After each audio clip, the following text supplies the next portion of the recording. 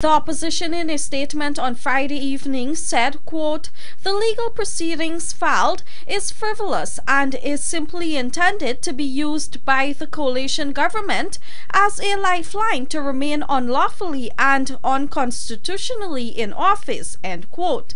After failing to get the Speaker of the National Assembly to reconsider and reverse his ruling on the passage of the no-confidence resolution, the PPP said this move now to the judiciary is a desperate attempt to hold on to the reins of government beyond the time fixed by Article 1067 of the Constitution.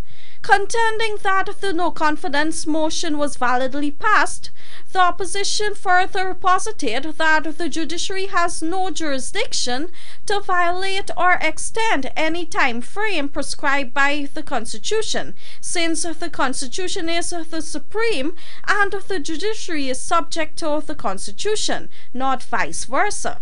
Furthermore, the PPP posited that the main plank of the legal proceedings filed on Friday is that former Member of Parliament Charandas Prasad, who voted in favor of the no-confidence resolution causing the fall of the coalition government, was not qualified to be elected to the National Assembly because he is a citizen of Canada.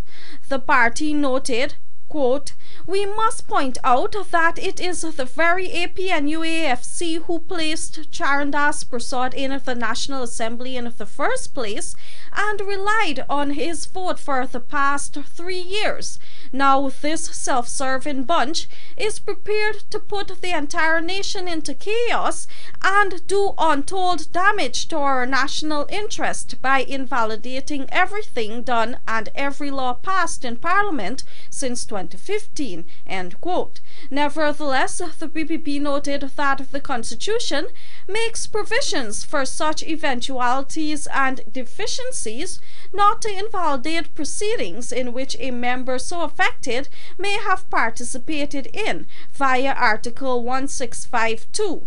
To this end, the PPP called on the judiciary not to be complicit in any conspiracy to undermine and flout the Constitution and make a mockery of the country's democracy. The party added, quote, "Needless to say, we will join the proceedings and we ask other interested parties who wish to take an active part in the protection of our Constitution and democracy to do likewise.